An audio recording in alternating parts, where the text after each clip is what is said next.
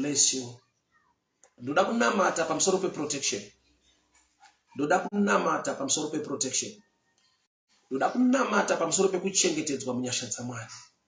Why nokuti kune zvinokuronda nezvinokutsvaka. Kwete nokuti une chakaipa chawaita, asi nokuti wakakomborerwa. Ukabreaka the box ema limitations ekutarisira kwevanhu. Kune vanhu vaikugamuchira vachifara newe nokuti wairojaosa iyo. Pawakatenga imba havasi kufara.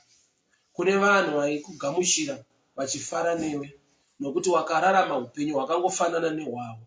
Kusvika Mwari akuelevate akusimudzira, they are not happy with you. Father, I pray for protection. Father, I pray for protection. In the name that is above every name. In the mighty name of Jesus.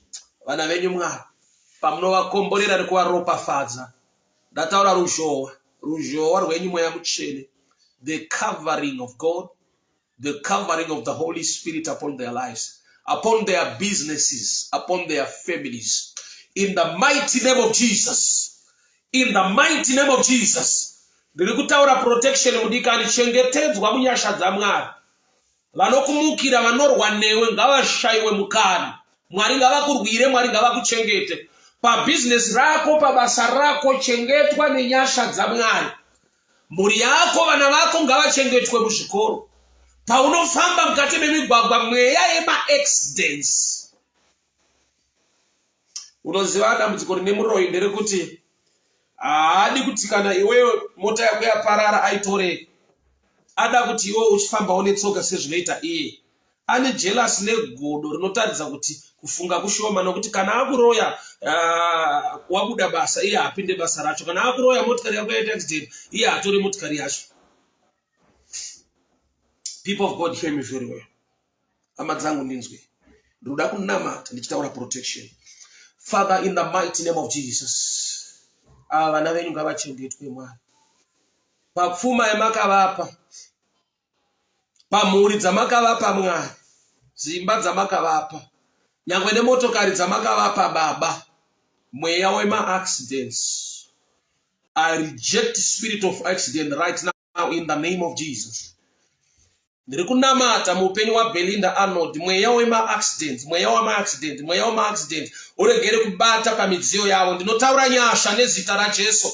Baba, ndiri kunamata nekutaura nyasha muupenyu zvamakavakomborera Baba, mukavaropafadza, ngavachengetewe nenyasha dzenyu, ngavarwirwe nekugoneswa nemi mangwanani ano.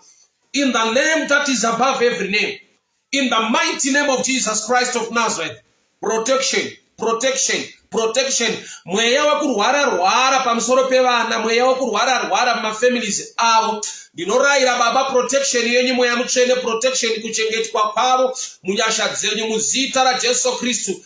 In the mighty name of Jesus. Pavanobata mari Mwari, ngaioneke chainoshanda, ngaioneke chainoshanda, ngaioneke chainoshanda, ngaioneke chainoshanda. Pamunovakomborera Baba nepfuma zhinji, kune vasiri kufara, kune mweya china sikagoni kugamuchira kuropafadzwa kwavana venyu. Ndinotaura blessing, ndinotaura favor. In the mighty name of Jesus. Kabada ya sande. Menta balando roboshi akata. Mahuga tsa barando leboshi katayande. Redede maliga da kayanda balada rakonde reboshi ata. Ebo jahe mande balado reboshi akata.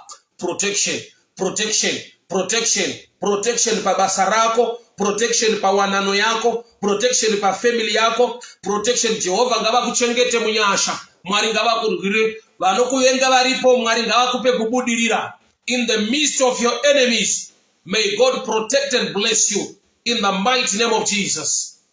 Amen and amen. Thank you so much, guys. We meet ngirira mushokorao nekutenda mavali. Zvinaita sekunge hazvina meaning, hazvina chirewa, hazvina kwazvinoenda, hapana chinobuda. Asi chandinoziva ndechekuti there is the other side. There is the other side. Pane kumwe kuita. Pane chimwe chikamu chinoda kuitwa naMwari muupenyu hwako. Handigone kukuberekerai. Dzokerai.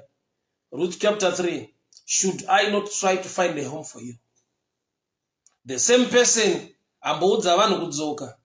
Ndiye ari kuti now because you are here, you are still standing, you are still with me. I can do something for you. Ramba wakamira muna Mwari mudikani.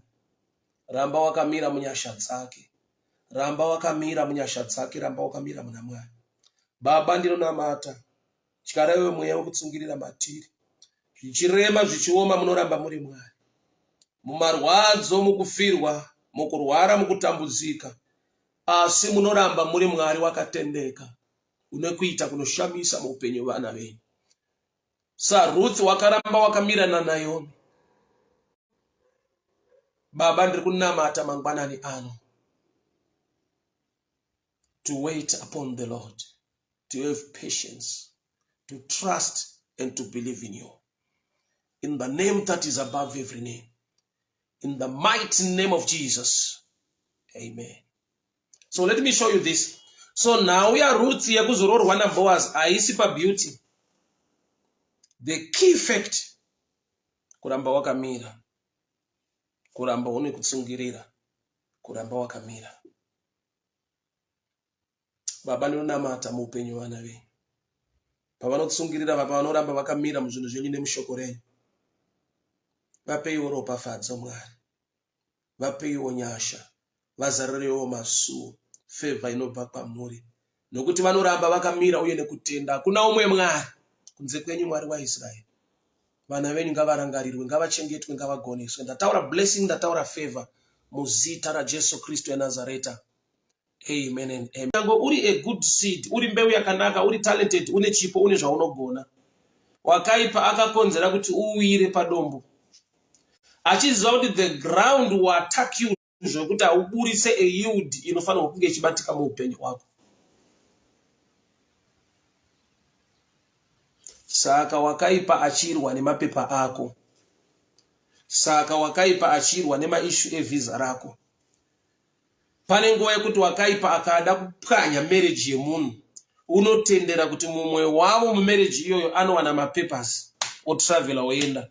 Mumwe wacho zvonetsa, mapapers onetsa, potopfira 4-5 years and the devil will creep in.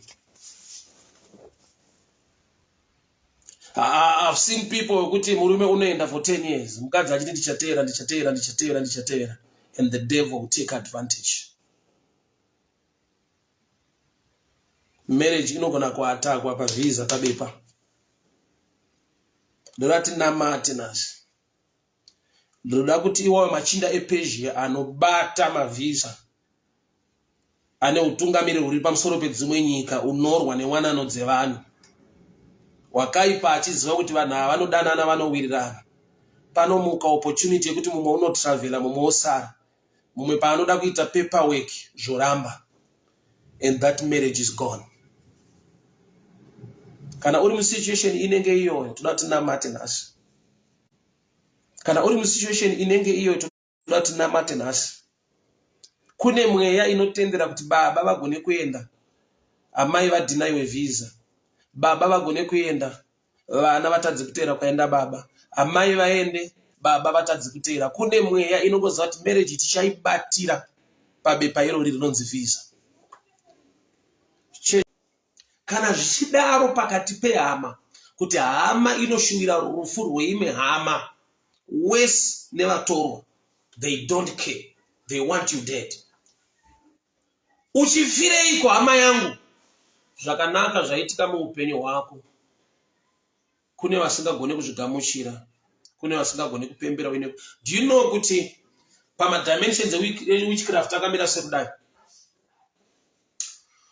Kune level reuroyi rekuti varoyi vacho they want to associate with you, they will come close to you, they even bring presents into your life, but those presents are a trap for your downfall. Wow. Aisi yese present iri kuuya from a good heart or from a good person. Munhu unogona kupretenda pari pamuchato chaipo kutobvisa chipo pamuchato vanhu vawanana, but chipo ichocho chakaputirwa newitchcraft kuti imba iyoyo iregere kulasta, vanhu varege kugara vese, but chauya chiri chipo. Kune zvipo very dangerous muupenyu. So how are you going to handle that? Every gift inouya muupenyu hwako, you must pray nyengetera pamusoro payo, whether imari, whether makorokote zvimwe zvinhu. We love gifts, we are human. Tine vanhu tinoda zvipo, asi kune zvipo zvinotaura rufu. Prayer is also a sign of humility. Kuti Mwari ndinozvideredza semunhu, imi musimudzirwe nekuti muri Mwari. Kufunga kwangu, kungwara kwangu nekuronga kwangu hazvina maturo kana imi musina kundipa pfungwa yenyu, musina kundipa nyasha dzenyu. Prayer is a sign of trust, which also means when you don't pray, you don't trust, you don't have faith in him, or you don't believe in him. And also, when you pride. Why? Because you believe in your own capacity, in your own intelligence. Kusava munhu anyengetera pamberi paMwari zvinobudisa a picture yekuti you only trust in your ability or in your friends or in your money.